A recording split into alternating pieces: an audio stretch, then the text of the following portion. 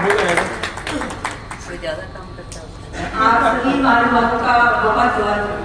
माननीय मुख्य अतिथि महोदय, डीजी मैम, सभी ADG sir, Uttar Pradesh police मुख्यालय के सभी अधिकारीगण, सूचना एवं प्रसारण मंत्रालय के सभी अधिकारी तथा हमारे बीच उपस्थित मीडिया बंधुओं का मैं सूचना और प्रसारण मंत्रालय लखनऊ की ओर से हार्दिक स्वागत करता हूं।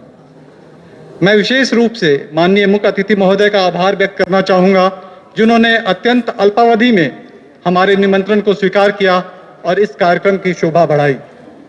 आज हम लोग एक विशेष प्रयोजन के साथ एकत्रित हुए हैं, जो भविष्य में एक बेहतर न्याय व्यवस्था बहाल करने में महत्वपूर्ण भूमिका निभाएगा। सूचना और प्रसारण मंत्रालय के अधिकारी होने के नाते हमें सरकारी नीतियों, योजनाओं तथा नए कानूनों को जन जन के बीच ले जाना होता है और इसी क्रम में 3 नए आपराधिक कानून पर देश भर में हुए विभिन्न सम्मेलनों, कार्यक्रमों, सदन में हुई चर्चा और चर्चा पर सरकारी जवाब में इस बात पे जोर दिया गया कि इन नए कानूनों के जरिए पूरी आपराधिक प्रक्रिया और संपूर्ण समाज लाभान्वित होगा। यह नया कानून 19वीं सदी के उत्तरार्ध में बने आर्काइक कॉलोनियल लॉज की जगह लेगा, जिसमें भारतीयता होगी और जिसका उद्देश्य न्याय होगा, न कि महज दंडित करना। नए कानूनों में तकनीक के इस्तेमाल पर तवज्जो होगी, जिसके जरिए क्रिमिनल जस्टिस में प्रोसीजरल डिलेज खत्म होंगे। आमतौर पर लोग या तो न्याय नहीं मिलने की दुहाई देते हैं या फिर देर से मिली और दुरुस्त ना मिली ये बात कहते हैं। ऐसी उम्मीद की जाती है कि नए युग में ये बीती बातें होंगी। अगले सत्र में एडीजी सर श्री सुनील कुमार गुप्ता जी इन नए कानूनी प्रावधानों के बारे में बताएंगे, जिससे संपूर्ण समाज लाभान्वित होगा। तत्पश्चात क्रिमिनल जस्टिस के एडमिनिस्ट्रेशन में शामिल उत्तर प्रदेश पुलिस के अधिकारियों को बड़े पैमाने तथा तीव्रता से दी जा रही ट्रेनिंग के बारे में डीजी मैम विस्तार से बताएंगी, जिसके अनुपालन से ईज ऑफ पुलिसिंग और अंततः ईज ऑफ जस्टिस सुनिश्चित किया जा सकेगा। इससे पूर्व हमारे माननीय मुख्य अतिथि महोदय का सारगर्भित उद्बोधन होगा कि कैसे दंड विधान से इतर न्याय विधान के मार्ग पर चलकर उत्तर प्रदेश पुलिस प्रशासन न्यायपालिका के संग सबों को न्याय मिलना अफोर्डेबल और एक्सेसिबल बनाएगा। इस उम्मीद के साथ कि आप सभी महानुभावों के संवाद यहाँ उपस्थित प्रेस प्रतिनिधियों के माध्यम से जन जन तक पहुंचेगा, मैं अपनी वाणी को विराम देता हूं। धन्यवाद। जय हिंद।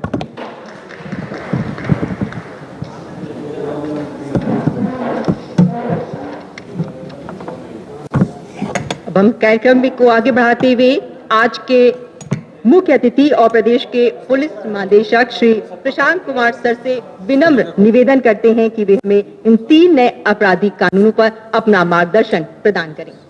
Sir please. एक जो गवाही के लिए एक वीडियो कॉन्फ्रेंसिंग रूम भी होगा। शासन के द्वारा इसमें एक विटनेस प्रोटेक्शन स्कीम और उनको जो गवाह आते हैं उनको टीएडीए दिया जाना आदि आदि चीज़ें शामिल हैं, उनको भी इंश्योर कराया जा रहा है। आपने अभी 2 दिन पहले देखा होगा जो आवश्यक लोकल एक्ट्स में जो प्रोविजंस करने हैं, जैसे जो उत्तर प्रदेश से संबंधित हमारे लोकल एक्ट्स हैं, नए कानून आने के बाद से उनमें जो परिवर्तन किया जाना है उसके बारे में भी शासन के द्वारा ऑर्डिनेंस लाया जा रहा है और जल्द ही प्रख्यापित होगा और जब सदन चलेगा तो उसको कानून में बदला जाएगा। तो पूरा सिस्टम हमारा इस कार्य में लगा था। आप सभी इस पूरे इकोसिस्टम के एक महत्वपूर्ण कड़ी हैं।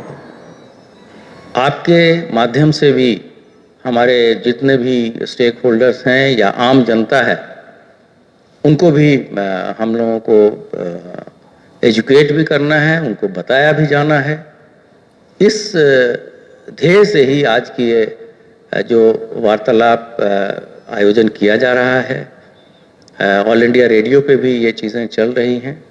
1 तारीख को जब ये फॉर्मली जब नए कानून लागू हो जाएंगे तो उस दिन एक विशेष कार्यक्रम हर एक थाने में आयोजित किया जाएगा, जिसमें वहाँ के जो भी पब्लिक है, अच्छे लोग हैं, उनको सबको बुलाया जाएगा। लेकिन जो पुराने मुकदमे चल रहे हैं वो साइमल्टेनियसली पूर्ववत ही चलेंगे। ऐसा नहीं है कि आज अगर नया हो जाए और उसके बाद से पुरानी चीज़ों का क्या होगा, ये बहुत सारे लोगों में उत्सुकता रहती है, तो उनमें किसी तरह का कोई बदलाव नहीं आने वाला है। यहाँ जो उपस्थित एक्सपर्ट्स हैं वो आपको बताएंगे कि किस तरीके से तैयारियां की गई हैं और कितनी हमारी तैयारी हैं, और उसके बाद से जो क्वेश्चन आंसर होगा उसमें हमारे जो विभिन्न वर्टिकल्स के हेड बैठे हैं वो आपको आपके क्वेरीज को सेटिस्फाई करेंगे।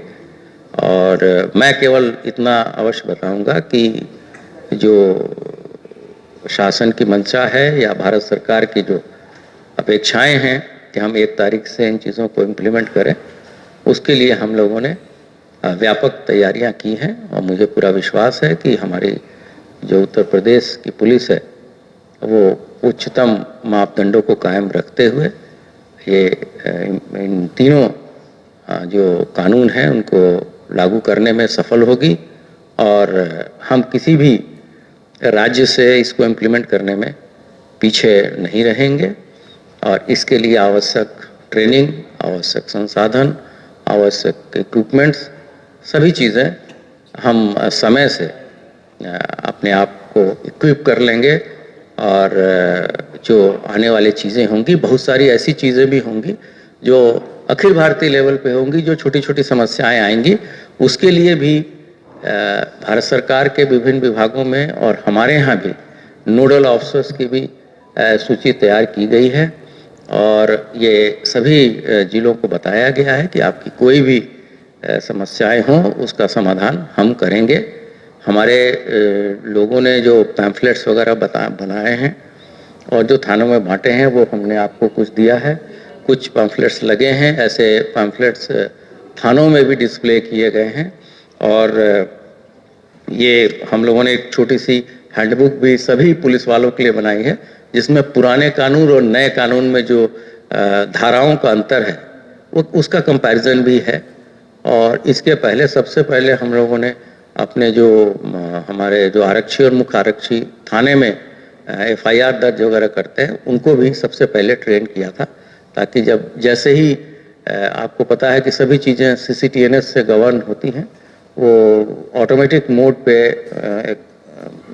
जिस दिन 1 तारीख के पहले वाली रात में वो ऑटोमेटिक स्विच ओवर हो जाएगा, तो हमारे लोगों को इतना ज्ञान होना चाहिए। तो इन्हीं शब्दों के साथ इस आयोजन के लिए मैं EIB को भी और हमारे सभी साथियों को शुभकामनाएं देता हूं। बहुत बहुत धन्यवाद। उत्तर प्रदेश आदरणीय पुलिस महानिदेशक प्रशिक्षण, अपर पुलिस महानिदेशक अभियोजन, अपर पुलिस महानिदेशक तकनीकी सेवाएं, अपर महानिदेशक PIB और यहाँ पर उपस्थित समस्त पुलिस अधिकारीगण, कर्मचारीगण और मेरे प्रिय मीडिया बंधु, जैसा कि आप सब अवगत ही है और अभी आपको अवगत भी कराया गया है कि 1 जुलाई 2024 से पूरे भारतवर्ष में भारतीय न्याय संहिता 2023, भारतीय नागरिक सुरक्षा संहिता 2023 और भारतीय साक्ष्य अधिनियम 2023 लागू हो जाएंगे। और इससे जो हमारी पहली दंड आधारित, दंड केंद्रित पूर्व प्रचलित भारतीय दंड संहिता, दंड प्रक्रिया संहिता IPC CRPC और भारतीय साक्ष्य अधिनियम 1872 इंडियन एविडेंस एक्ट, उसके जो औपनिवेशिक कानून थे उनके एक युग का अंत हो जाएगा। भारतीयता से युक्त न्याय आधारित कानून का प्रचलन आरंभ होगा। मैं संक्षेप में इन तीनों कानूनों के सेलिएंट फीचर्स, मुख्य विशेषताएं क्या है और किस तरह से वो हमारे आम जन को, खासकर महिलाओं, बच्चों को, समाज के निर्बल कमजोर वर्गों को लाभान्वित करेंगे, प्रभावित करेंगे, उसके बारे में आप लोगों से बात करूंगा। सबसे पहले भारतीय न्याय संहिता, जिसने IPC का स्थान लिया है, भारतीय न्याय संहिता 2023, उसमें जो नई अवधारणाएं हैं उसका समावेश करते हुए जो मुख्य परिवर्तन किए गए हैं उनके बारे में आपको बताना चाहूंगा। सबसे पहले, जैसा कि आपको बताया कि दंड के रूप में अब सामुदायिक सेवा, कम्युनिटी सर्विस, उसको भी शामिल किया गया है, जो कि हमारे यहाँ पहली बार ऐसा हुआ है कि जो छोटे अपराध होंगे, जो बहुत माइन्यूट से छोटे छोटे अपराध होते हैं, उनको बहुत लंबा प्रक्रियाओं में, जटिलताओं में उलझाने के बजाय उसमें मैजिस्ट्रेट्स को ये पावर होगी, जजेस को एंड कोर्ट्स को, कि वो कम्युनिटी सर्विस का छोटा दंड देके और उसको डिस्पोजल कर दें। लिंग भेद को समाप्त करते हुए जो पुरुष की परिभाषा है उसमें पुरुष, महिला और उभयलिंगी को भी सम्मिलित किया गया है। ये एक बहुत बड़ा परिवर्तन है। ट्रांसजेंडर्स, भारत की सीमा के बाहर से यदि कोई व्यक्ति भारत में रहने वाले किसी व्यक्ति को अपराध करने के लिए उकसाता है, अबेटमेंट, तो ऐसे अपराध को भी धारा 48 में दंडनीय बनाया गया है। ये बहुत इंपॉर्टेंट है, खासकर ऐसे मामलों में जहां पर के हम लोग देखते हैं आतंकवाद वगैरह के नेटवर्क्स होते हैं जो आजकल, या साइबर क्राइम के नेटवर्क होते हैं जो इंटरनेशनली ऑपरेट करते हैं। क्राइम इंडिया में होता है और उनका किंग पिन्स या उनके जो सेंटर्स होते हैं वो बाकी किसी अंदर कंट्री में होते हैं। तो अभी तक हम लोग कभी दिक्कत महसूस करते थे, अब इसको दंडनीय अपराध बना दिया गया। इसी तरह से महिलाओं और बच्चों के विरुद्ध जो कतिपय अपराध हैं उनको और अधिक कठोर दंड का प्रावधान किया गया है। यदि कोई पुरुष किसी महिला को प्रवंचित करके उसके साथ मैथुन करता है तो धारा 69 में, प्रवंचित का मतलब क्या, प्रॉमिस, मैरी करना, शादी करने के प्रॉमिस करना, इस तरह से, तो 69 में, 69 में उसको दंडनीय बनाया गया अलग से। और इन सभी कानूनों को जो महिलाओं के विरुद्ध होंगे या बच्चों के खिलाफ होंगे, उन सबको आईपीसी, भारतीय न्याय संहिता में शुरू में जगह दी गई है, जो कि लेजिस्लेचर की और भारत सरकार की और हमारे जो नीति नियंता है उनकी भावना को दर्शाता है कि किस प्रकार से महिलाओं और बच्चों के प्रति जो अपराध है उसके किस तरह से संवेदनशीलता की आवश्यकता है और किस तरह से हम सख्ती से उससे निपटना चाहते हैं।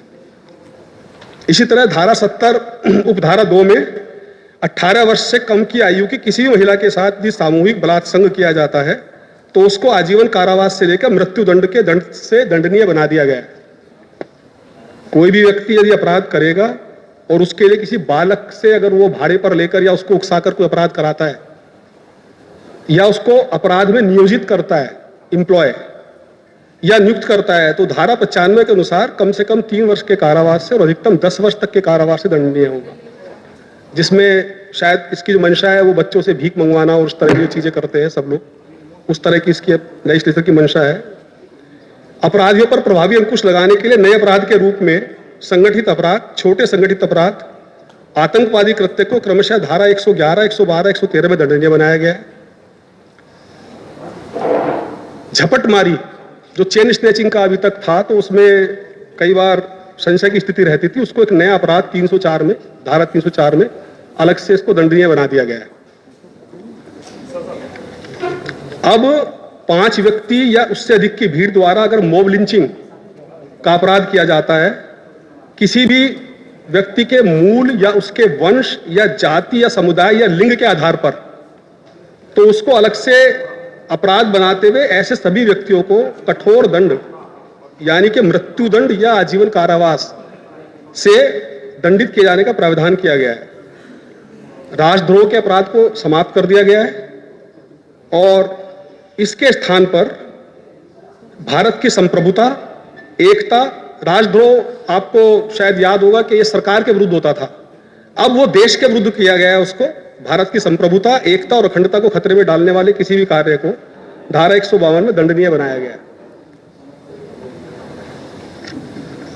ये मुख्य रूप से काफी सारे चेंजेस हैं, लेकिन ये वो थे जो सीधे सीधे आम जन से संबंधित होते हैं और जिनके बारे में मुझे लगता है कि हम सभी लोगों को जानकारी होनी चाहिए और आगे आने वाले समय में इन कानूनों को इंप्लीमेंट करने में जो हमारी सहायता करेंगे।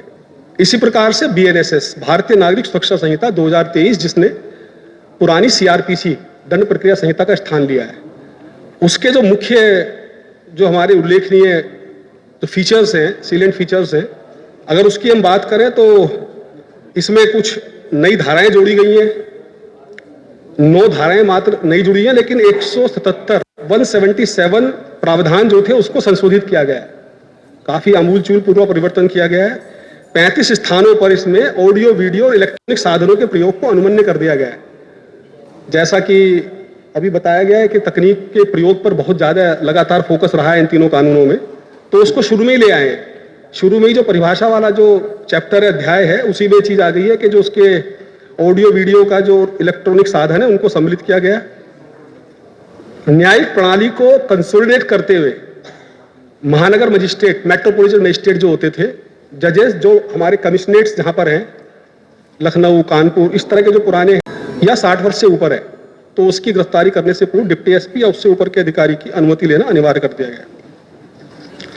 आम जनता की जानकारी को सुलभ करने के लिए थानों पर, जिला मुख्यालयों पर सहायक उप निरीक्षक या उससे ऊपर के स्तर के अधिकारी को ऐसे सभी व्यक्तियों की पूरा विवरण रखने के लिए और जानकारी देने की व्यवस्था की गई है जिनको के पिछले 24 घंटे में गिरफ्तार किया गया है।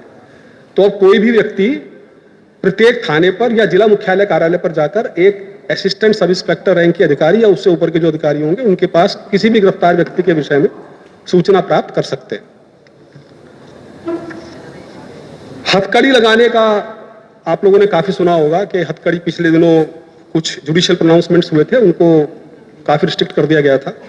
अब उसको एक वैधानिक जामा पहना दिया गया और यह कहा गया है कि ऐसे अपराधी जो अभ्यासिक अपराधी है, हैबिचुअल ऑफेंडर, बार बार अपराध करते, रिपीट ऑफेंडर्स, या अभिरक्षा से निकल भागे व्यक्ति जो पुलिस कस्टडी से भागा हुआ है, या संगठित अपराध करने वाले, आतंकवादी कृत्य करने वाले, हत्या या बलात्संग, अम्ल द्वारा हमला, एसिड अटैक, मानव दुर्व्यापार, ह्यूमन ट्रैफिकिंग, और बच्चों के विरुद्ध जो लैंगिक अपराध करते हैं या राज्य के विरुद्ध अपराध करने वाले अभियुक्त को गिरफ्तार करते समय, न्यायालय में पेश करते समय हथकड़ी लगाने का प्रावधान अब लीगलाइज कर दिया गया। समन्स वगैरह के प्रारूप को चेंज किए गए और उसमें इलेक्ट्रॉनिक मीडिया का इस्तेमाल करने के लिए उसको प्राधिकृत कर दिया गया है।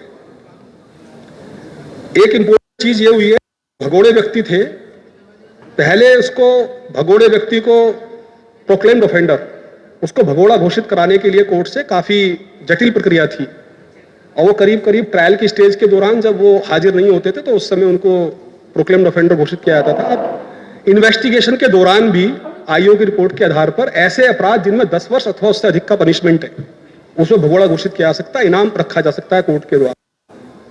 तो उससे निश्चित रूप से आपराधिक न्याय प्रणाली के हाथ मजबूत होंगे और हमें अपराधों को और अधिक प्रभावी ढंग से उनसे निपटने में मदद मिलेगी। एक बड़ा इंपॉर्टेंट जो इसमें चेंज हुआ है वो हुआ है कि जो विवेचना करने वाले आईओ हैं वो प्रत्येक मुकदमे की प्रगति कॉम्प्लेनेंट को, जो कॉम्प्लेनेंट है जिसने एफआईआर लिखाई है, उसके वो विवेचना की प्रगति क्या है ये 90 दिन के अंदर किसी भी साधन से जिसमें इलेक्ट्रॉनिक मींस भी सम्मिलित हैं, दैट मींस व्हाट्सएप और एसएमएस के द्वारा 90 दिन के अंदर उसको बताना होगा कि आपके मुकदमे की क्या प्रगति है। तो ये बहुत ही सकारात्मक और मुझे लगता है गेम चेंजर साबित होगा। तो जो डिलेज होते हैं हमारी विवेचनाओं में, उस पर निश्चित रूप से अंकुश लगाने का माननीय लेजिस्लेचर का शायद ये मंशा रही है। एक हमारे यहाँ प्रक्रिया होती है तलाशी और जब्तीकरण की, सर्च और सीजर। इसमें वीडियोग्राफी कराए जाने का 105 सेक्शन 105 बीएनएसएस में कंपलसरी प्रावधान कर दिया गया है और उसमें कहा गया है कि मोबाइल फोन को इसमें वरीयता दी जाएगी।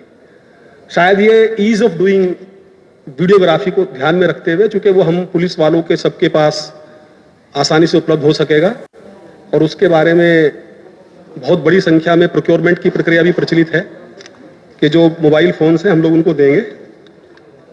और इसी तरह से जब्ती के अभिलेख हैं, जो सीजर मीमो वगैरह बनती है हमारी, उनको भी वीडियोग्राफ करेंगे और सारे के सारे अभिलेख बिना किसी विलंब के जिला मजिस्ट्रेट, सब डिविजनल मजिस्ट्रेट और फर्स्ट क्लास जुडिशियल मजिस्ट्रेट को भेज दिए जाएंगे।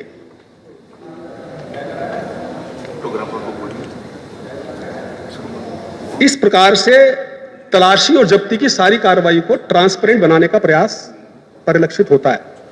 के साथ साथ इसके साक्ष्य की विश्वसनीयता भी निश्चित रूप से बढ़ेगी, जिससे हमें उम्मीद है कि कालांतर में सजा के प्रतिशत में निश्चित रूप से वृद्धि होगी। एक धारा इसमें जोड़ी गई है 107, जिसके अनुसार अब आपराधिक कृत्य करके जो अर्जित संपत्ति है, अपराध से अर्जित संपत्ति, उसको विवेचक की आख्या प्राप्त होने पर न्यायालय द्वारा ऐसी संपत्ति को कुर्क, जब्त अथवा पीड़ित को वापस दिए जाने का आदेश भी दिया जा सकता है ड्यूरिंग इन्वेस्टिगेशन। संपत्ति की जब्ती काफी जटिल प्रक्रिया होती थी, इसको बहुत आसान और सरल बना दिया गया है। एक धारा 172 जोड़ी गई है जिसके द्वारा पुलिस की जो प्रिवेंटिव पावर्स होती हैं, अगर उसका कोई उल्लंघन करता है, उसकी अवहेलना करता है, कोई निर्देश पुलिस अधिकारी द्वारा दिया जाता है, उसका उल्लंघन करने का कोई यदि आरोपी है तो ऐसे व्यक्ति को वहां से रिमूव किया जा सकता है और मजिस्ट्रेट के सामने ले जाया जाएगा। इसमें यह भी कर दिया गया है ताकि कोई मिसयूज ऑफ पावर ना हो कि यदि कोई छोटा मामला है, ट्रिवियल मैटर है, तो उसको 24 घंटे में मुक्त कर दिया जाएगा। Zero FIR is very important. और ईएफआईआर, जीरो एफआईआर में आपको जैसे अक्सर शिकायत मिलती थी मुकदमा कायम नहीं होता है, तो अब ये इसमें इसकी संकल्पना को साकार रूप दिया गया है जिसमें संज्ञेय अपराध की सूचना, कॉग्निजेबल ऑफेंस अगर कोई घटित हुआ है तो इसे बिना घटना स्थल पर विचार किए तुरंत एफआईआर दर्ज करने की व्यवस्था की जाएगी। जीरो एफआईआर, वो घटना स्थल से संबंध समाप्त हो जाएगा। जिस भी थाने में वो जाते हैं, अपनी सूचना दर्ज कराते हैं, तो जो पीड़ित है उनकी सूचना दर्ज की जाएगी और ये जीरो एफआईआर बाद में ट्रांसफर हो जाएगी। इसी प्रकार से ईएफआईआर है, ईएफआईआर तत्काल दर्ज होगी और 3 दिन के अंदर जो सूचना देने वाले अधिकारी हैं, वादी हैं, उनको जाकर उस पर दस्तखत करने होंगे तो उसकी इन्वेस्टिगेशन शुरू हो जाएगी। ऐसे मामले बहुत इंपॉर्टेंट है जिसमें 3 वर्ष से लेकर 7 वर्ष से कम की सजा का प्रावधान है। 3 वर्ष या उससे अधिक और 7 वर्ष से कम। थानाध्यक्ष ऐसे मामलों में डिप्टी एसपी या ऊपर से ऊपर के पुलिस अधिकारी से अनुमति लेकर एफआईआर दर्ज करने से पहले प्रारंभिक जांच कर सकते हैं कि पहले प्रारंभिक जांच करेंगे तब फिर एफआईआर दर्ज होगी। ऐसे मामले जहां पर सजा का जो अवधि है वो 3 वर्ष है अथवा 7 वर्ष, 3 वर्ष से अधिक और 7 वर्ष से कम है, और इसकी जांच को फिर 14 दिन के अंदर पूरा करना पड़ेगा और इसकी एक पाक्षिक आख्या कोर्ट को भेजनी पड़ेगी, रजिस्टर्ड रखना पड़ेगा। तो साथ साथ इसके पूरे अनुश्रवण की व्यवस्था भी की गई है इसी कानून के अंदर। 7 वर्ष जैसा आपको बताया गया था, 7 वर्ष से उससे अधिक के जो कारावास के प्राविधान वाले अपराध अगर कोई करते हैं तो उसमें वैज्ञानिक साक्ष्य संकलन अब अनिवार्य कर दिया गया है और फोरेंसिक विशेषज्ञ को मौके पर जाना होगा। यह वो प्राविधान है जहां पर राज्यों को इंफ्रास्ट्रक्चर खड़ा करने के लिए 5 साल का समय दिया गया है। क्योंकि इसमें बहुत सारी मोबाइल वैन्स की, एफएसएल की, लेबोरेटरीज की, साइंटिस्ट की रिक्रूटमेंट, बहुत सारा इसमें काम इन्वॉल्व है। तो इसके लिए ये कानून द्वारा अपेक्षा की गई कि आप जल्दी करेंगे बट विलंब कम 5 वर्ष के अंदर कर लेंगे। अब कोर्ट्स के अंदर जो कन्फेशन होते हैं, जहां पर जुर्म कबूल करते हैं अपराधी, वो या विटनेसेस के स्टेटमेंट्स, वो सारे के सारे कोर्ट्स में इलेक्ट्रॉनिक मीन्स से, ऑडियो विजुअल माध्यम से किया जाना लीगलाइज कर दिया गया है। तो फिजिकली कोर्ट में जाने की आवश्यकता नहीं रहेगी। इसी प्रकार से अगर एसिड अटैक की कोई पीड़ित महिला है तो उसका कथन भी विवेचना के दौरान भी किसी महिला मजिस्ट्रेट के द्वारा इंकित किया जाएगा, और अगर महिला मजिस्ट्रेट नहीं है तो पुरुष मजिस्ट्रेट द्वारा किसी महिला अधिकारी की उपस्थिति में दर्ज किया जा सकेगा। ये बहुत इंपॉर्टेंट है। इसी तरह से जो पुलिस की रिमांड होती हैं, ऐसे अपराध जिनमें 60 दिन और जिन अपराधों में 90 दिन की रिमांड की अवधि है, उसमें पहले 40 दिन और 60 दिन, 60 दिन वाले में 40 और 90 वाले में 60 दिन तक कभी भी अलग अलग 15 दिन की पुलिस रिमांड हम लोग ले सकते हैं। आप इसके कानून के मुताबिक 15 दिन की पुलिस रिमांड मिलेगी। 60 दिन की इन्वेस्टिगेशन वाले में 40 दिन फर्स्ट और 90 डेज वाले में 60 डेज फर्स्ट। अलग अलग भी मिल सकता है, 3 दिन 2 दिन, 3 दिन 2 दिन, उस तरह से करके। अब यदि किसी व्यक्ति को पुलिस गिरफ्तार करती है तो उसको पुलिस थाने में ही रखा जाएगा तथा न्यायालय द्वारा न्यायिक अभिरक्षा में लिया गया तो जेल में रुद्ध किया जाएगा, अन्यत्र स्थान पर अभियुक्त को नहीं रखा जाएगा। ये सब मानव अधिकारों को सुनिश्चित किया गया है कानून के अंतर्गत। एक और बड़ा इंपॉर्टेंट है कि जो महिलाओं से संबंधित अपराध हैं, बलात्संग या पॉक्सो एक्ट के मामले हैं, उनका अन्वेषण प्रत्येक दशा में 2 माह के भीतर पूरा करने की व्यवस्था की गई है।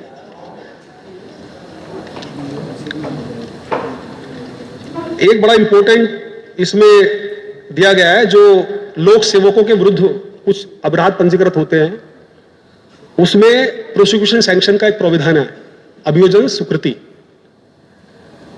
तो उसमें संज्ञान लेने का समय 120 दिन निर्धारित कर दिया गया है कि अगर 120 दिन के अंदर वो स्वीकृति नहीं दी जाती है तो डीम टू बी ग्रांटेड मान ली जाएगी। This is one. जिसने अभियोजन स्वीकृति दी है, पहले अभी तक हमारा क्या प्राविधान है कि उसी अधिकारी को आके कोर्ट में प्रूव करना पड़ता है कि स्वीकृति मेरे द्वारा अभियोजन स्वीकृति दी गई थी और मैंने फैक्ट्स को देखा, फाइल को पढ़ा, मुझे लगा कि इसमें प्रथम दृष्टया अपराध बनता है, तो मैंने अभियोजन स्वीकृति दे दी। अब अगर उनका स्थानांतरण, वो कहीं भी जाते थे तो उनको आना पड़ता था, उसमें विलंब होता था काफी आने में, गवाही में, उसमें। तो अब ये कर दिया गया है कि वो ट्रांसफर हो जाएं या रिटायर हो जाएं तो जो उनका सक्सेसर आएंगे वो उनकी चिट्ठी को प्रूव कर सकते हैं, उनके लेटर को, उनकी स्वीकृति को, जो उनके सक्सेसर अधिकारी है वो प्रूव कर सकते हैं कोर्ट में। तो इससे बहुत बड़ी एक रिलीफ होगी, बहुत बड़ा इससे डिलेज को कम करने में हमें मदद मिलेगी। बहुत इंपॉर्टेंट, तारीख पे तारीख, बड़ा पॉपुलर सा डायलॉग रहता है, उस पर भी अंकुश लगाने के लिए 2 बार से अधिक कोई स्थगन आदेश अब नहीं दिया जाएगा कोर्ट के द्वारा। कोर्ट पे भी यहां पर निश्चित रूप से कुछ चीजें की गई हैं ऐसी जो कोर्ट के लिए भी बाध्यकारी बनाई गई हैं, और माननीय न्यायालय को अब देखना होगा कि वो 2 बार से अधिक, एक कुछ सर्कमस्टेंसेस दी गई है कहां दिया जा सकता है, सामान्यतः 2 बार से अधिक उनको स्थगन आदेश नहीं दिया जा सकेगा। तो इससे निश्चित रूप से कोर्ट के जो हमारे ट्रायल्स होते हैं उस पर जल्दी करने में मदद मिलेगी। एक और जो मैंने पहले बताया था प्रोक्लेम्ड ऑफेंडर वाला, उसी में एक चीज और हो गई है कि पहले जब तक एक भी अगर प्रोक्लेम्ड ऑफेंडर अपीयर नहीं हो रहा है ट्रायल के दौरान कोर्ट में, तो ट्रायल आगे नहीं प्रोसीड करता था। अब उसको सेपरेट कर दिया जाएगा। जो प्रोक्लेम्ड ऑफेंडर है, वो भागा हुआ है, भगोड़ा अपराधी है, अगर वो नहीं आ रहा है तो उसकी फाइल को अलग करते हुए जो रेस्ट ऑफ द एक्यूज्ड हैं उनके खिलाफ मुकदमा चलाया जा सकता है। तो ये एक बड़ा इंपॉर्टेंट, बड़ा महत्वपूर्ण प्रावधान इसमें किया गया है। एक और खास इसमें इंपॉर्टेंट चीज है, न्यायालय में जो लंबित आपराधिक मामले हैं उनको वापस लेने का प्रक्रिया अब उसमें कर दिया गया है कि जो पीड़ित है, न्यायालय उसको सुनवाई का अवसर दिए बिना मुकदमा वापसी करने का आदेश नहीं करेंगे। Very important.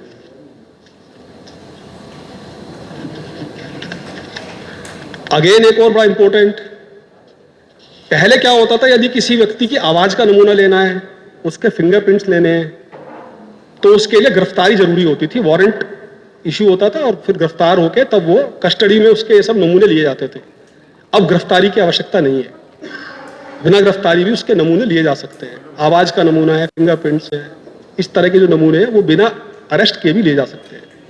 तो इससे निश्चित रूप से एक्सपीडाइट होंगी चीजें। जजमेंट रिजर्व करने की शक्ति, माननीय न्यायालय को जो पूरी सुनवाई के बाद जजमेंट रिजर्व करने की शक्ति होती है, उसको बांध दिया गया है। 45 डेज से ज्यादा रिजर्व नहीं कर पाएंगे, 45 दिन के अंदर निर्णय सुनाना होगा। तो इससे अगेन ट्रायल में हमारे मदद मिलेगी, स्पीडी ट्रायल में। पूरा का पूरा ट्रायल विचारण और अन्य कार्रवाइयों को इलेक्ट्रॉनिक साधनों से किए जाने संबंधित नई धारा 530 बीएनएसएस में जोड़ दी गई है।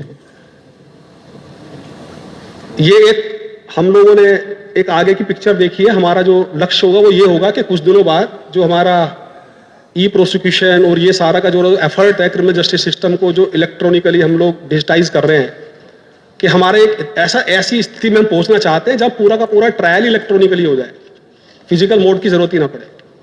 उसके लिए प्रावधान कर दिया गया है, 530 सेक्शन जो होते हैं। निर्णय को 7 दिन के अंदर पोर्टल पर अपलोड करेंगे। ये कोर्ट के ऊपर एक कर्तव्य डाला गया है। और एक विटनेस प्रोटेक्शन स्कीम, जैसे डीजीपी सर ने बताया कि विक्टिम्स को, ये विटनेसेस को गवाही के लिए जो आते हैं उनको डीएटीए देना और उनकी सुरक्षा के लिए अब लीगल प्रोविजन कर दिया गया है कि गवाहों की सुरक्षा सुनिश्चित किया जाएगा। लास्ट में जो तीसरा सबसे महत्वपूर्ण साक्ष्य अधिनियम है, भारतीय साक्ष्य अधिनियम, इसमें बहुत थोड़ा सा चेंजेस हुए हैं बट बड़ा इंपॉर्टेंट है। सबसे पहले इसमें डॉक्यूमेंट जिसके आधार पर हम अपने आरोप को, अपने केस को सिद्ध करते हैं, उस डॉक्यूमेंट की परिभाषा को पूरा आमूलचूल परिवर्तित करते हुए उसमें इलेक्ट्रॉनिक और डिजिटल रिकॉर्ड को सम्मिलित कर लिया। कि अब डॉक्यूमेंट की परिभाषा में इलेक्ट्रॉनिक और डिजिटल रिकॉर्ड भी माना जाएगा। धारा 24, 28, 29 में कोई उत्प्रेरण अगर करता है, धमकी या वचन से कराई गई संस्वीकृति कन्फेशन या धमकी से पैदा हुए किसी प्रभाव को दूर होने के पश्चात अगर कोई रेलेवेंट कन्फेशन है उसको गुप्त रखने के वचन आदि को अब एक ही धारा 22 में समाहित कर लिया गया। कुछ सेक्शंस कम हो जाएंगे इससे। धारा 26 पुलिस अभिरक्षा में होते हुए अगर अभियुक्त द्वारा कोई कन्फेशन कर लिया गया है, पुलिस की कस्टडी में अपना अपराध कबूल कर लिया गया है, तो धारा 27 की अभियुक्त से प्राप्त जानकारी में से कितनी साबित की जाएगी, उन तीनों धाराओं को और उसके फैक्ट्स को एक ही धारा में समाहित कर दिया गया है। एक चीज में और की गई है कि जो कहीं भी किसी प्रकार का कथन या बातचीत, दस्तावेज, पुस्तक या पत्रों के साथ इलेक्ट्रॉनिक अभिलेख को भी साक्ष्य में सम्मिलित कर लिया गया है। अगर कोई डिजिटल बुक है, डिजिटल लाइब्रेरी है, वहां पर कोई रिकॉर्ड रखा हुआ है, डिजिटल रिकॉर्ड्स हैं, जैसे अब हम आने वाले समय में ई ऑफिस करेंगे तो उसमें सारे के सारे उसकी पहले व्यवस्था कर दी गई है कि जो डिजिटल हमारा रिकॉर्ड्स है उसको भी साक्ष्य में हम सम्मिलित करेंगे। डिजिटल सिग्नेचर, जो इलेक्ट्रॉनिक सिग्नेचर होते हैं, उसको भी धारा 66 में मान्यता प्रदान कर दी गई है।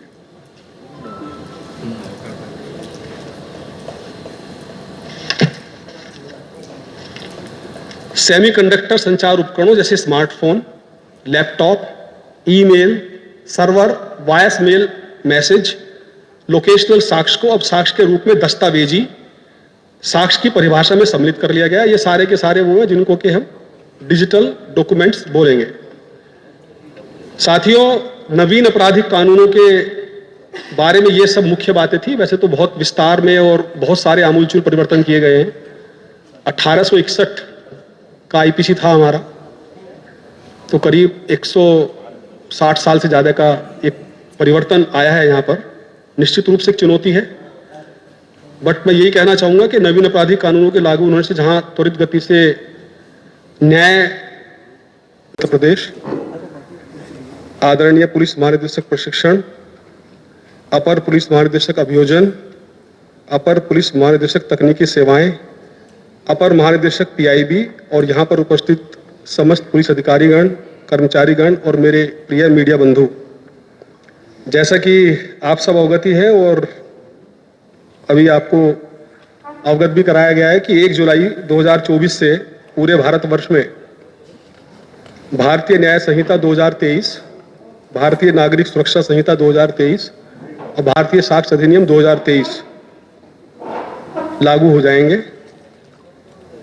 और इससे जो हमारी पहली दंड आधारित, दंड केंद्रित, पूर्व प्रचलित भारतीय दंड संहिता, दंड प्रक्रिया संहिता, आईपीसी, सीआरपीसी और भारतीय साक्ष्य अधिनियम 1872, इंडियन एविडेंस एक्ट, उसके जो औपनिवेशिक कानून थे उनके एक युग का अंत हो जाएगा। भारतीयता से युक्त न्याय आधारित कानून का आरंभ होगा।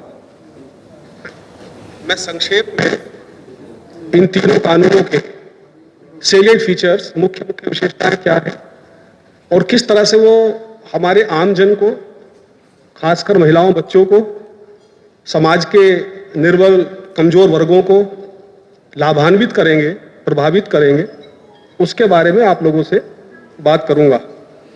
सबसे पहले भारतीय न्याय संहिता, जिसने आईपीसी का स्थान लिया है, भारतीय न्याय संहिता 2023, उसमें जो नई अवधारणाएं हैं उसका समावेश करते हुए जो मुख्य परिवर्तन किए गए हैं उनके बारे में आपको बताना चाहूंगा।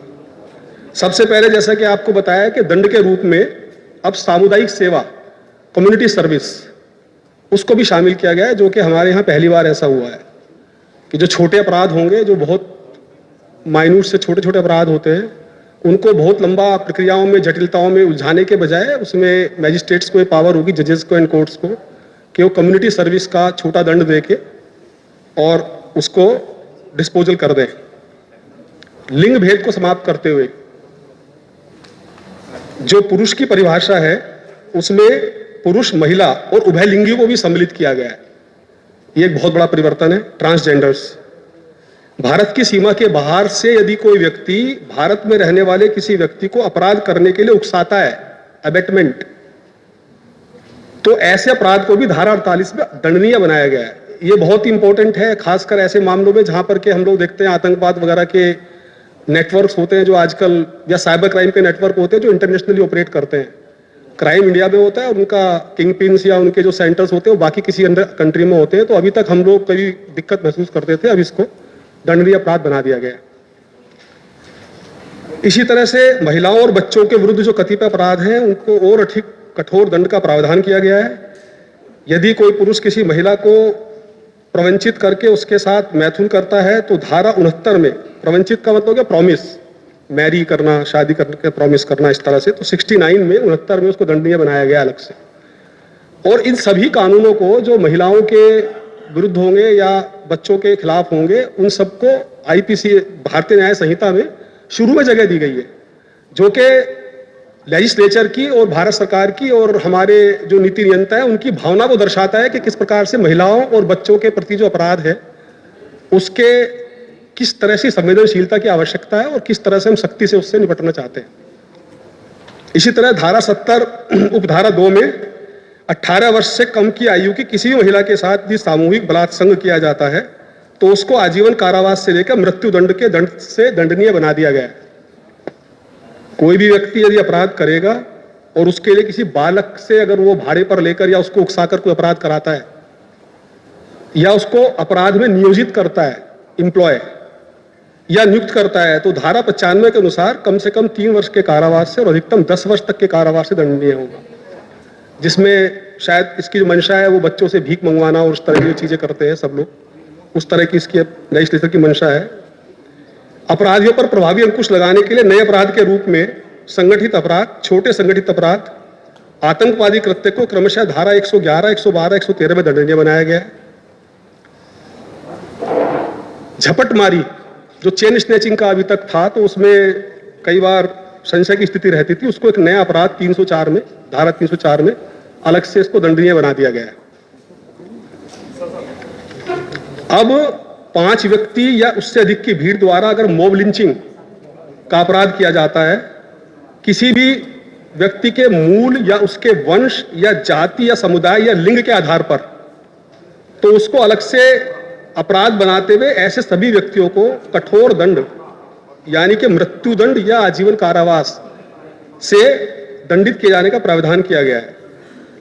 राष्ट्रद्रोह के अपराध को समाप्त कर दिया गया है और इसके स्थान पर भारत की संप्रभुता, एकता, राष्ट्रद्रोह आपको शायद याद होगा कि यह सरकार के विरुद्ध होता था, अब वो देश के विरुद्ध किया गया है। उसको भारत की संप्रभुता, एकता और अखंडता को खतरे में डालने वाले किसी भी कार्य को धारा 152 में दंडनीय बनाया गया है। ये मुख्य रूप से काफी सारे चेंजेस हैं, लेकिन ये वो थे जो सीधे सीधे आम जन से संबंधित होते हैं और जिनके बारे में मुझे लगता है कि हम सभी लोगों को जानकारी होनी चाहिए और आगे आने वाले समय में इन कानूनों को इंप्लीमेंट करने में जो हमारी सहायता करेंगे। इसी प्रकार से बीएनएसएस, भारतीय नागरिक सुरक्षा संहिता 2023, जिसने पुरानी सीआरपीसी दंड प्रक्रिया संहिता का स्थान लिया है, उसके जो मुख्य जो हमारे उल्लेखनीय जो फीचर्स हैं, सीलेंट फीचर्स हैं, अगर उसकी हम बात करें तो इसमें कुछ नई धाराएं जोड़ी गई हैं, 9 धाराएं मात्र नई जुड़ी हैं, लेकिन 177 प्रावधान जो थे उसको संशोधित किया गया है, काफी आमूलचूल पूर्व परिवर्तन किया गया है।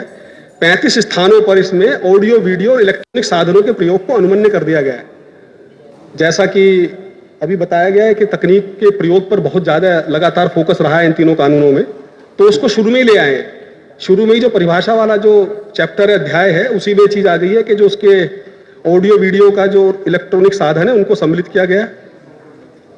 न्यायिक प्रणाली को कंसोलिडेट करते हुए महानगर मजिस्ट्रेट, मेट्रोपॉलिटन मजिस्ट्रेट जो होते थे, जजेस जो हमारे कमिश्नरेट्स जहां पर हैं, लखनऊ, कानपुर, इस तरह के जो पुराने या 60 वर्ष से ऊपर है, तो उसकी गिरफ्तारी करने से पूर्व डिप्टी एसपी या उससे ऊपर के अधिकारी की अनुमति लेना अनिवार्य कर दिया गया। आम जनता की जानकारी को सुलभ करने के लिए थानों पर, जिला मुख्यालयों पर सहायक उप निरीक्षक या उससे ऊपर के स्तर के अधिकारी को ऐसे सभी व्यक्तियों की पूरा विवरण रखने के लिए और जानकारी देने की व्यवस्था की गई है जिनको के पिछले 24 घंटे में गिरफ्तार किया गया है। तो अब कोई भी व्यक्ति प्रत्येक थाने पर या जिला मुख्यालय कार्यालय पर जाकर एक असिस्टेंट सब इंस्पेक्टर रैंक के अधिकारी या उससे ऊपर के जो अधिकारी होंगे उनके पास किसी भी गिरफ्तार व्यक्ति के विषय में सूचना प्राप्त कर सकते हैं। हथकड़ी लगाने का आप लोगों ने काफी सुना होगा कि हथकड़ी पिछले दिनों कुछ जुडिशियल प्रोनाउंसमेंट्स हुए थे, उनको काफी रिस्ट्रिक्ट कर दिया गया था। अब उसको एक वैधानिक जामा पहना दिया गया और यह कहा गया है कि ऐसे अपराधी जो अभ्यासिक अपराधी है, हैबिचुअल ऑफेंडर, बार बार अपराध करते हैं, रिपीट ऑफेंडर्स, या अभिरक्षा से निकल भागे व्यक्ति जो पुलिस कस्टडी से भागा हुआ है, या संगठित अपराध करने वाले, आतंकवादी कृत्य करने वाले, हत्या या बलात्संग, अम्ल द्वारा हमला, एसिड अटैक, मानव दुर्व्यापार, ह्यूमन ट्रैफिकिंग और बच्चों के विरुद्ध जो लैंगिक अपराध करते हैं या राज्य के विरुद्ध अपराध करने वाले अभियुक्त को गिरफ्तार करते समय, न्यायालय में पेश करते समय हथकड़ी लगाने का प्रावधान अब लीगलाइज कर दिया गया। समन्स वगैरह के प्रारूप कुछ चेंज किए गए और उसमें इलेक्ट्रॉनिक मीडिया का इस्तेमाल करने के लिए उसको प्राधिकृत कर दिया गया है। एक इंपॉर्टेंट चीज ये हुई है, भगोड़े व्यक्ति थे, पहले उसको भगोड़े व्यक्ति को प्रोक्लेम्ड ऑफेंडर, उसको भगोड़ा घोषित कराने के लिए कोर्ट से काफी जटिल प्रक्रिया थी और वो करीब करीब ट्रायल की स्टेज के दौरान जब वो हाजिर नहीं होते थे तो उस समय उनको प्रोक्लेम्ड ऑफेंडर घोषित किया जाता था। अब इन्वेस्टिगेशन के दौरान भी आयोग की रिपोर्ट के आधार पर ऐसे अपराध जिनमें 10 वर्ष अथवा उससे अधिक का पनिशमेंट है उसमें भगोड़ा घोषित किया जा सकता है, इनाम रखा जा सकता है कोर्ट के द्वारा। तो उससे निश्चित रूप से आपराधिक न्याय प्रणाली के हाथ मजबूत होंगे और हमें अपराधों को और अधिक प्रभावी ढंग से उनसे निपटने में मदद मिलेगी। एक बड़ा इंपॉर्टेंट जो इसमें चेंज हुआ है वो हुआ है कि जो विवेचना करने वाले आईओ हैं वो प्रत्येक मुकदमे की प्रगति कॉम्प्लेनेंट को, जो कॉम्प्लेनेंट है जिसने एफआईआर लिखाई है, उसके वो विवेचना की प्रगति क्या है ये 90 दिन के अंदर किसी भी साधन से जिसमें इलेक्ट्रॉनिक मींस भी सम्मिलित हैं, दैट मींस व्हाट्सएप और एसएमएस के द्वारा 90 दिन के अंदर उसको बताना होगा कि आपके मुकदमे की क्या प्रगति है।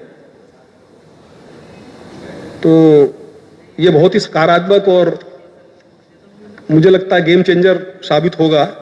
तो जो डिलेज होते हैं हमारी विवेचनाओं में उस पर निश्चित रूप से अंकुश लगाने का माननीय लेजिस्लेचर का शायद ये मंशा रही है। एक हमारे यहाँ प्रक्रिया होती है तलाशी और जब्तीकरण की, सर्च और सीजर। इसमें वीडियोग्राफी कराए जाने का 105 सेक्शन 105 बीएनएसएस में कंपलसरी प्रावधान कर दिया गया है और उसमें कहा गया है कि मोबाइल फोन को इसमें वरीयता दी जाएगी। शायद ये ईज ऑफ डूइंग वीडियोग्राफी को ध्यान में रखते हुए, चूंकि वो हम पुलिस वालों के सबके पास आसानी से उपलब्ध हो सकेगा और उसके बारे में बहुत बड़ी संख्या में प्रोक्योरमेंट की प्रक्रिया भी प्रचलित है कि जो मोबाइल फोन से हम लोग उनको देंगे। और इसी तरह से जब्ती के अभिलेख हैं, जो सीजर मीमो वगैरह बनती है हमारी, उनको भी वीडियोग्राफ करेंगे और सारे के सारे अभिलेख बिना किसी विलंब के जिला मजिस्ट्रेट, सब डिविजनल मजिस्ट्रेट और फर्स्ट क्लास जुडिशियल मजिस्ट्रेट को भेज दिए जाएंगे।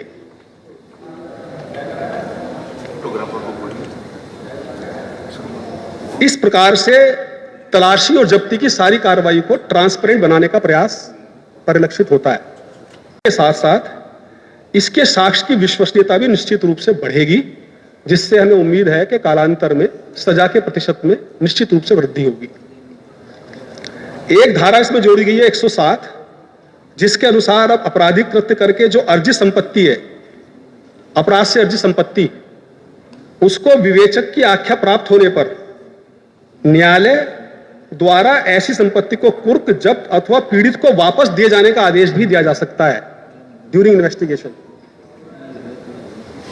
संपत्ति की जब्ती काफी जटिल प्रक्रिया होती थी, इसको बहुत आसान और सरल बना दिया गया है। एक धारा 172 जोड़ी गई है, जिसके द्वारा पुलिस की जो प्रिवेंटिव पावर्स होती हैं, अगर उसका कोई उल्लंघन करता है, उसकी अवहेलना करता है, कोई निर्देश पुलिस अधिकारी द्वारा दिया जाता है, उसका उल्लंघन करने का कोई यदि आरोपी है तो ऐसे व्यक्ति को वहां से रिमूव किया जा सकता है और मजिस्ट्रेट के सामने ले जाया जाएगा। इसमें यह भी कर दिया गया है ताकि कोई मिसयूज ऑफ पावर ना हो कि यदि कोई छोटा मामला है, ट्रिवियल मैटर है, तो उसको 24 घंटे में मुक्त कर दिया जाएगा। Zero FIR is very important और ईएफआईआर, जीरो एफआईआर में आपको जैसे अक्सर शिकायत मिलती थी मुकदमा कायम नहीं होता है, तो अब ये इसमें इसकी संकल्पना को साकार रूप दिया गया है, जिसमें संज्ञेय अपराध की सूचना, कॉग्निजेबल ऑफेंस अगर कोई घटित हुआ है तो इसे बिना घटना स्थल पर विचार किए तुरंत एफआईआर दर्ज करने की व्यवस्था की जाएगी। जीरो एफआईआर, वो घटना स्थल से संबंध समाप्त हो जाएगा। जिस भी थाने में वो जाते हैं अपनी सूचना दर्ज कराते हैं तो जो पीड़ित है उनकी सूचना दर्ज की जाएगी और ये जीरो एफआईआर बाद में ट्रांसफर हो जाएगी।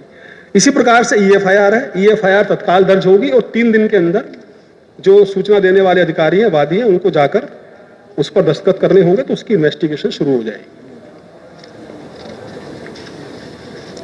ऐसे मामले बहुत इंपॉर्टेंट है जिसमें 3 वर्ष से लेकर 7 वर्ष से कम की सजा का प्रावधान है। 3 वर्ष या उससे अधिक और 7 वर्ष से कम। थानाध्यक्ष ऐसे मामलों में डिप्टी एसपी या ऊपर से ऊपर के पुलिस अधिकारी से अनुमति लेकर एफआईआर दर्ज करने से पहले प्रारंभिक जांच कर सकते हैं कि पहले प्रारंभिक जांच करेंगे तब फिर एफआईआर दर्ज होगी। ऐसे मामले जहां पर सजा का जो अवधि है वो 3 वर्ष है अथवा 7 वर्ष, 3 वर्ष से अधिक और 7 वर्ष से कम है, और इसकी जांच को फिर 14 दिन के अंदर पूरा करना पड़ेगा और इसकी एक पाक्षिक आख्या कोर्ट को भेजनी पड़ेगी, रजिस्टर्ड रखना पड़ेगा। तो साथ साथ इसके पूरे अनुश्रवण की व्यवस्था भी की गई है इसी कानून के अंदर। 7 वर्ष जैसा आपको बताया गया था, 7 वर्ष से उससे अधिक के जो कारावास के प्राविधान वाले अपराध अगर कोई करते हैं तो उसमें वैज्ञानिक साक्ष्य संकलन अब अनिवार्य कर दिया गया है और फोरेंसिक विशेषज्ञ को मौके पर जाना होगा। यह वो प्राविधान है जहां पर राज्यों को इंफ्रास्ट्रक्चर खड़ा करने के लिए 5 साल का समय दिया गया है।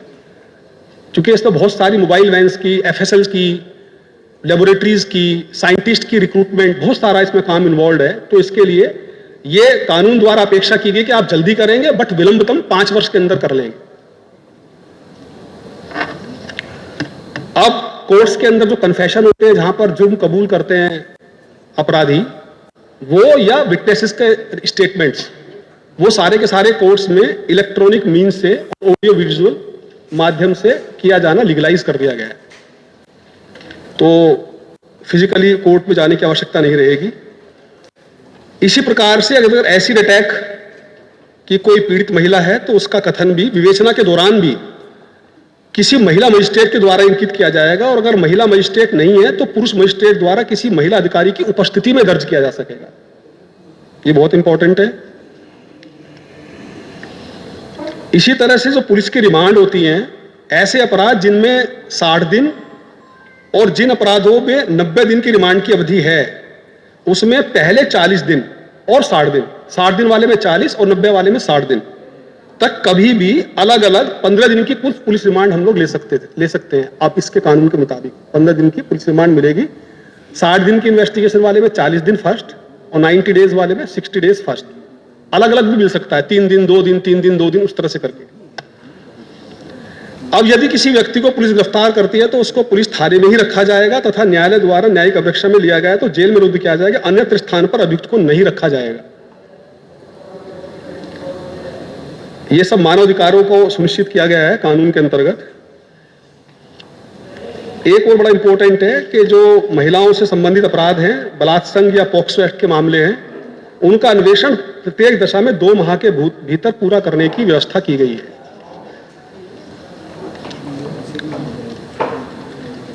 एक बड़ा इंपॉर्टेंट इसमें दिया गया है, जो लोक सेवकों के विरुद्ध कुछ अपराध पंजीकृत होते हैं, उसमें प्रोसिक्यूशन सैंक्शन का एक प्रावधान है, अभियोजन स्वीकृति। तो उसमें संज्ञान लेने का समय 120 दिन निर्धारित कर दिया गया है कि अगर 120 दिन के अंदर वो स्वीकृति नहीं दी जाती है तो डीम टू बी ग्रांटेड मान ली जाएगी। दिस इज वन जिसने अभियोजन स्वीकृति दी है। पहले अभी तक हमारा क्या प्राविधान है कि उसी अधिकारी को आके कोर्ट में प्रूव करना पड़ता है कि स्वीकृति मेरे द्वारा अभियोजन स्वीकृति दी गई थी और मैंने फैक्ट्स को देखा, फाइल को पढ़ा, मुझे लगा कि इसमें प्रथम दृष्टया अपराध बनता है तो मैंने अभियोजन स्वीकृति दे दी। अब अगर उनका स्थानांतरण, वो कहीं भी जाते थे तो उनको आना पड़ता था, उसमें विलंब होता था काफी आने में, गवाही में, उसमें। तो अब यह कर दिया गया है कि वो ट्रांसफर हो जाएं या रिटायर हो जाएं तो जो उनका सक्सेसर आएंगे वो उनकी चिट्ठी को प्रूव कर सकते हैं, उनके लेटर को, उनकी स्वीकृति को, जो उनके सक्सेसर अधिकारी है वो प्रूव कर सकते हैं कोर्ट में। तो इससे बहुत बड़ी एक रिलीफ होगी, बहुत बड़ा इससे डिलेज को कम करने में हमें मदद मिलेगी। बहुत इंपॉर्टेंट, तारीख पे तारीख बड़ा पॉपुलर सा डायलॉग रहता है, उस पर भी अंकुश लगाने के लिए 2 बार से अधिक कोई स्थगन आदेश अब नहीं दिया जाएगा कोर्ट के द्वारा।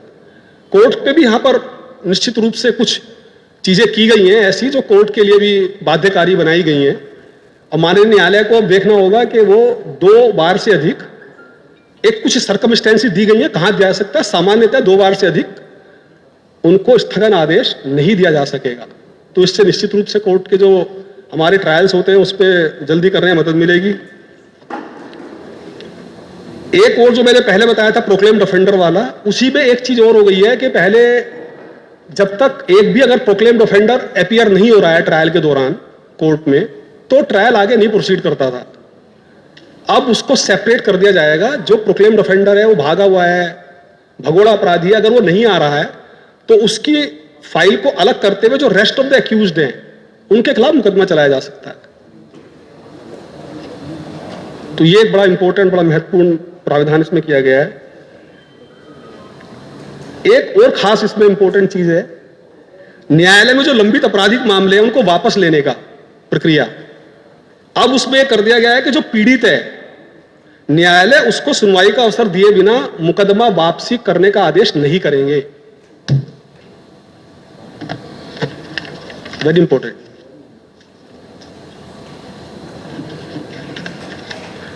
अगेन एक और बड़ा इंपॉर्टेंट, पहले क्या होता था, यदि किसी व्यक्ति की आवाज का नमूना लेना है, उसके फिंगरप्रिंट्स लेने हैं, तो उसके लिए गिरफ्तारी जरूरी होती थी, वारंट इश्यू होता था और फिर गिरफ्तार होके तब वो कस्टडी में उसके ये सब नमूने लिए जाते थे। अब गिरफ्तारी की आवश्यकता नहीं है, बिना गिरफ्तारी भी उसके नमूने लिए जा सकते हैं। आवाज का नमूना है, फिंगरप्रिंट्स है, इस तरह के जो नमूने हैं वो बिना अरेस्ट के भी लिए जा सकते हैं। तो इससे निश्चित रूप से एक्सपेडाइट होंगी चीजें। जजमेंट रिजर्व करने की शक्ति, माननीय न्यायालय को जो पूरी सुनवाई के बाद जजमेंट रिजर्व करने की शक्ति होती है, उसको बांध दिया गया है। 45 डेज से ज्यादा रिजर्व नहीं कर पाएंगे, 45 दिन के अंदर निर्णय सुनाना होगा। तो इससे अगेन ट्रायल में हमारे मदद मिलेगी, स्पीडी ट्रायल में। पूरा का पूरा ट्रायल विचारण और अन्य कार्रवाइयों को इलेक्ट्रॉनिक साधनों से किए जाने संबंधित नई धारा 530 बीएनएसएस में जोड़ दी गई है। ये एक हम लोगों ने एक आगे की पिक्चर देखी है। हमारा जो लक्ष्य होगा वो ये होगा कि कुछ दिनों बाद जो हमारा ई प्रोसिक्यूशन और ये सारा का जो एफर्ट है क्रिमिनल जस्टिस सिस्टम को जो इलेक्ट्रॉनिकली हम लोग डिजिटाइज कर रहे हैं, कि हमारे एक ऐसी स्थिति में हम पहुंचना चाहते हैं जब पूरा का पूरा ट्रायल इलेक्ट्रॉनिकली हो जाए, फिजिकल मोड की जरूरत ही ना पड़े। उसके लिए प्रावधान कर दिया गया है, 530 सेक्शन जोड़ते हैं। निर्णय को 7 दिन के अंदर पोर्टल पर अपलोड करेंगे। ये कोर्ट के ऊपर एक कर्तव्य डाला गया है। और एक विटनेस प्रोटेक्शन स्कीम, जैसे डीजीपी सर ने बताया कि विक्टिम्स को, ये विटनेसेस को गवाही के लिए जो आते हैं उनको डीएटीए देना और उनकी सुरक्षा के लिए अब लीगल प्रोविजन कर दिया गया है कि गवाहों की सुरक्षा सुनिश्चित किया जाएगा। लास्ट में जो तीसरा सबसे महत्वपूर्ण साक्ष्य अधिनियम है, भारतीय साक्ष्य अधिनियम, इसमें बहुत थोड़ा सा चेंजेस हुए हैं बट बड़ा इंपॉर्टेंट है। सबसे पहले इसमें डॉक्यूमेंट जिसके आधार पर हम अपने आरोप को, अपने केस को सिद्ध करते हैं, उस डॉक्यूमेंट की परिभाषा को पूरा आमूलचूल परिवर्तित करते हुए उसमें इलेक्ट्रॉनिक और डिजिटल रिकॉर्ड को सम्मिलित कर लिया कि अब डॉक्यूमेंट की परिभाषा में इलेक्ट्रॉनिक और डिजिटल रिकॉर्ड भी माना जाएगा।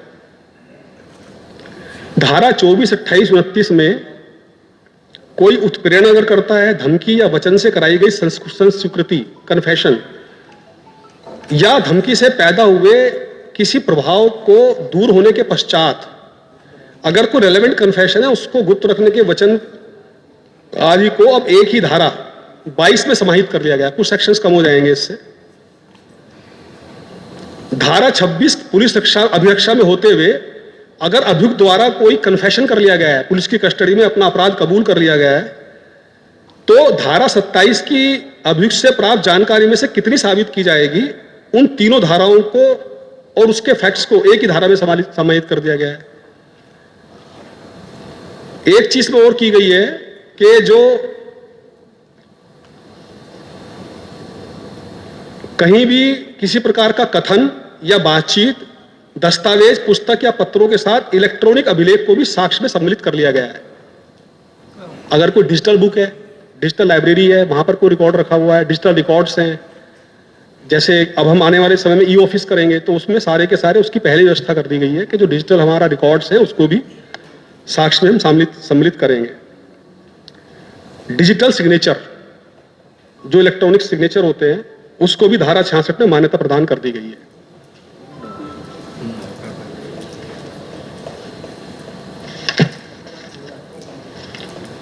सेमीकंडक्टर संचार उपकरणों जैसे smartphone, laptop, email, server, voice mail message, locational साक्ष्य को अब साक्ष्य के रूप में दस्तावेजी साक्ष्य की परिभाषा में सम्मिलित कर लिया गया। ये सारे के सारे वो हैं जिनको कि हम डिजिटल डॉक्यूमेंट्स बोलेंगे।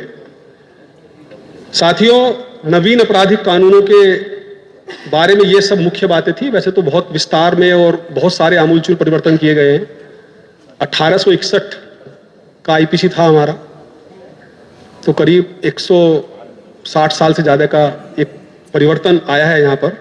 निश्चित रूप से एक चुनौती है, बट मैं यही कहना चाहूँगा कि नवीन आपराधिक कानूनों के लागू होने से जहाँ त्वरित गति से न्याय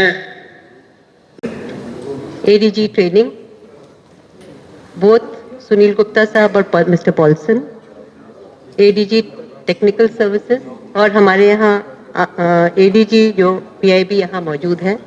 सबसे पहले साथ ही साथ हमारे अन्य अधिकारीगण और my friends from the media, press and electronic media, आप सभी का अभिनंदन, स्वागत, बहुत बहुत धन्यवाद कि आपने इतना समय दिया। मैं सबसे पहले धन्यवाद देना चाहूँगी, अभी DGP साहब यहाँ पर नहीं है, बहुत विस्तार में उन्होंने आपके सामने रखा कि किस उद्देश्य से नए तीनों कानून लाए गए हैं और उसके पीछे उत्तर प्रदेश ने कितना कार्य कर चुके हैं। सुनील गुप्ता साहब ने मैं इनका खासकर धन्यवाद देना चाहूँगी क्योंकि स्वयं आप सबको जो उन्होंने आपके समक्ष तीनों कानूनों के बारे में बताया है, स्वतः आपको इससे साबित हो गया होगा कि हम अपने प्रशिक्षण कार्यक्रम में बहुत सफल हो गए होंगे। Because I think they have tried to reach out. He spent a lot of time trying to teach you. Similarly, हमने अपने जितने भी हमारा ट्रेनिंग प्रोग्राम रहे हैं उतने ही विस्तार से हमने उसमें कोशिश की है पहुंचने की। पर सबसे पहले मैं आपके सामने ये बात कहना चाहूँगी कि किसी भी बदलाव में whenever you want to bring a change, उसके पीछे एक बहुत you require a lot of effort, बहुत कर्मठा, चेंज लाने की शक्ति आप में होनी चाहिए, सुनने की शक्ति होनी चाहिए और उसके लिए जो हमारा प्रयास है वो बहुत अहम और उसकी भूमिका बहुत रहती है। और ये जो हमारे जहन में बैठा हुआ था, I mean right from the British era, और हमारे जो फ्रीडम फाइटर्स जिसके लिए लड़े, जिन कानूनों के तहत वो जेल में गए और वो फिर भी चलता रहा इतने सालों के बाद, तो अब जो बदलाव आया है अवश्य ही ये कहना कि एक बहुत महत्वपूर्ण बदलाव है जहाँ तक कानून की बात है। पर वहीं दूसरे स्तर हमको ये भी याद रखना है कि ये कहीं ना कहीं पुराना जो कानून है वो हमारे जहन, शरीर, मन सब में बैठा हुआ है। मूवीज तक 420 पिक्चर, हम अगर चोरी की धारा आती है तो 379, अगर आपकी हत्या की धारा आती है तो 302। तो मेरा ये कहना है कि ये एक बहुत बड़ी चुनौती, प्रशिक्षण हमारे लिए अंडर द ट्रेनिंग डायरेक्टरेट ये सबसे बड़ी चुनौती थी कि हम अनलर्न कैसे करें। लर्न कराना आसान होता है, किसी को नई चीज़ सिखाना फिर भी कठिन नहीं होता है, पर किसी को उसको अनलर्न करना और उसको फिर सिखाना, I think that is a big challenge. और वो भी उन लोगों के साथ जिनकी आयु इस उम्र में हो जाती है जहां वो नई चीज़ नहीं सीखना चाहते, अनलर्न करना तो बहुत ही कठिन था। तो ये अपने सामने ये उद्देश्य रखते हुए हम लोगों ने एक रोड मैप बनाया। ये DG महोदय के अंडर हिम आपके यहाँ process end of course training wing, we all have worked very hard right from the time this law was passed in the parliament, and इसके सामने पहले रोड मैप रखा गया और रोड मैप के तहत हमने पहले अध्ययन किया जो हमारे सामने जो नए कानून आए हैं, और उसके बेसिस पर आज हमारे यहाँ प्रोसिक्यूटर्स भी आपके सामने बैठे हैं। सबसे पहले हमने यहाँ की यूनिवर्सिटीज़, जो लखनऊ में यूनिवर्सिटीज़ हैं, उनके लॉ प्रोफेसर्स को बुलाया और लॉ प्रोफेसर्स को यहाँ ही बैठकर हमने आईपीएस ऑफिसर्स को और पीपीएस ऑफिसर्स को इसी बिल्डिंग में उनके माध्यम से पढ़ाया.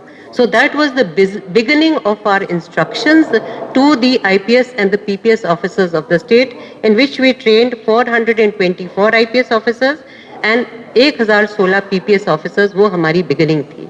उसके बाद we reached to our training academies, जहाँ एक और हमें उनको सिखाना था, प्रशिक्षण देना था, वहीं दूसरी ओर बहुत इम्पोर्टेंट था कि हम ट्रेनिंग मटेरियल भी तैयार करें.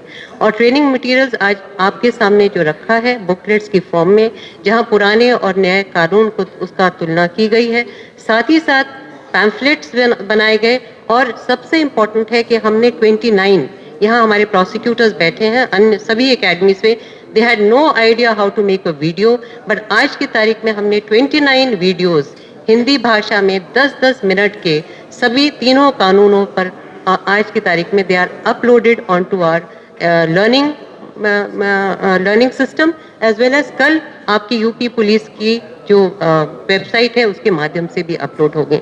तो ये हमने केवल अपने स्टेट के ऑफिसर्स तक ही नहीं शेयर किया, हमने ये BPRND को भी दिया है कि जो हिंदी भाषी स्टेट है वो भी उसको उपयोग में ला सके. So 29 videos is not a small thing, कोई छोटी चीज़ नहीं होती. 29 वीडियोज 10-10 मिनट के, and as far as the information goes I will say they are top class videos. इसके अलावा हमने जो हमारे यहाँ जो ट्रेनिंग ऑफिसर्स थे उस समय, वी हैड सब इंस्पेक्टर्स 8641, 8641 पासिंग आउट परेड से पहले, जिसमें हमारे मुख्यमंत्री स्वयं मौजूद रहे और उन्होंने इन 3 कानूनों की अहमियत के बारे में वहाँ अपने वक्तव्य में अपनी बात कही. वहाँ पर हमने इन प्रशिक्षुओं को भी कम से कम 14 दिन की ट्रेनिंग दी और साथ ही साथ उनका एग्जाम भी लिया, और जिन्होंने अच्छा किया उनको साथ ही साथ उनको उसके हिसाब से पुरस्कृत किया. I also want to inform you कि आज की तारीख में हमने 5011 इंस्पेक्टर्स नागरिक पुलिस को ट्रेन कर दिया है. थाना प्रभारी 1584, आप 31,390 लगभग 3200 सब इंस्पेक्टर्स नागरिक पुलिस ट्रेन हो चुके हैं.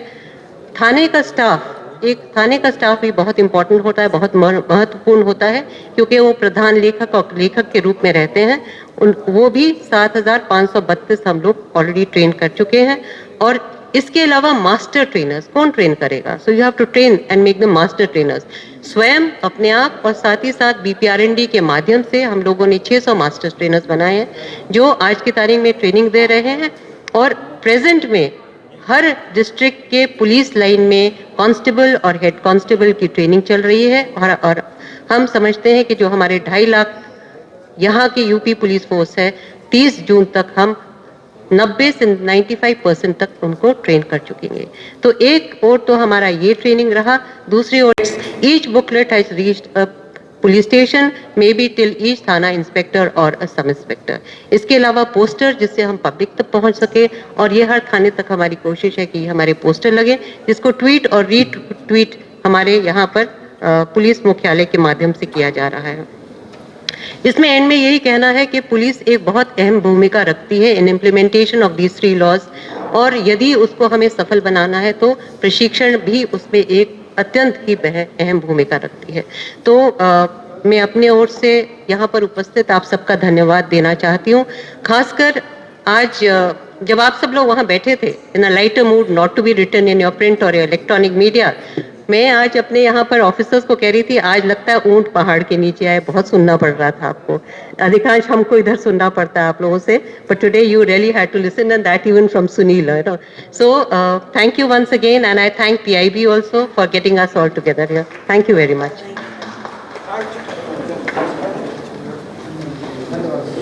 बहुत बहुत धन्यवाद DG ट्रेनिंग मैम. आपने हमें बताया कि किस तरह से इस नए कानूनों को लागू करने के लिए पुलिस विभाग में ट्रेनिंग दी गई, लंबा प्रशिक्षण दिया गया, जिसके बाद देश भर में इस कानून को 1 जुलाई 2024 से लागू किया जाएगा. इन 3 नए आपराधिक कानूनों के बारे में इतनी जानकारी देने के बाद भी कई प्रश्न, भ्रांतियां और जिज्ञासाएं अभी भी हमारे मन में होंगी। इसका जवाब देने के लिए हम इस प्रश्नोत्तर सत्र की शुरुआत करते हैं, जिनमें मीडिया के साथीगण इस 3 नए आपराधिक कानून से जुड़े अपने प्रश्न पूछ सकते हैं, जिसका जवाब हमारे कार्यक्रम के विषय विशेषज्ञ देंगे। इस सत्र का संचालन पीआईबी के मीडिया और संचार अधिकारी श्री सुंदरम चौरसिया जी करेंगे। तो इस सत्र की शुरुआत करते हैं। कोई सवाल? Hello. Sir, I have a small question and it relates to this Samudayik Nyayadand. How do you define that and what will be the tenets of it? नहीं लगाया गया। अगर कोई कॉग्निजेबल ऑफेंस है तो उसमें एफआईआर दर्ज करना मैंडेटरी है, पहले उसकी कोई इंक्वायरी हो, ऐसा कोई प्रावधान नहीं है। हाँ, बीच में आप सभी जानते हैं कि ऑनरेबल इलाहाबाद हाई कोर्ट से एक वर्डिक्ट आया था, जिसके संदर्भ में ये पहले अभिमत लेकर के एफआईआर दर्ज करने की कार्रवाई की जा रही है, लेकिन न्यू लॉ की ऐसी कोई मंशा नहीं। 1 जुलाई से पहले राजद्रोह जैसा है कानून या और भी जो पुराने हैं, उनका इन्वेस्टिगेशन पे क्या असर पड़ेगा आने वाले नए कानून जी 1 जुलाई के बाद से? 1 जुलाई के बाद से उन पे क्या फर्क पड़ेगा? पुराने वाले पे देखिए राजद्रोह का है या और भी पुराने कानून? देखिए, राजद्रोह का जो मुकदमा है आप सभी जानते हैं, इस पर ऑनरेबल अपेक्स कोर्ट ने रोक लगा दी है। राजद्रोह के राजद्रोह पर, और देशद्रोह का जो मुकदमा है वह मुकदमा 1 जुलाई के बाद अगर मामला आता है देश की एकता, अखंडता, संप्रभुता को खतरा बनाने वाली, तो 1 जुलाई के बाद 152 में तो एफआईआर लॉन्च होगी। लेकिन पिछले जो मुकदमे चल रहे हैं अगर उस पर कोई रोक नहीं है तो पिछले लॉ के अनुसार वो प्रोसीड करेगा कोर्ट में, उसके अनुसार कार्रवाई चलेगी।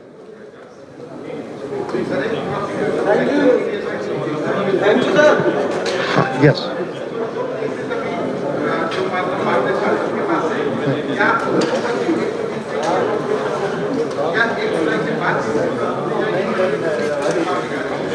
देखिए, इस संबंध में स्पष्ट है कि जो पिछला लॉ है, पिछले लॉ के अनुसार हमको चलना होगा। पिछले 1 जुलाई के पहले के केसेस हैं,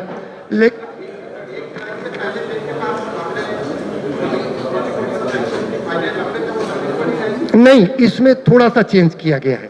इस मामले में ये सेक्शन 531 भारतीय नागरिक सुरक्षा संहिता में बताया गया है कि अगर पिछले के अनुसार कोई सैंक्शन लंबित है और नया इस बीच लागू हो जाता है तो उसमें उस संबंध में न्यू लॉ एप्लीकेबल होगा। इस मामले में मीडिया के सवालों का जवाब हमारे विशेषज्ञों ने दिया।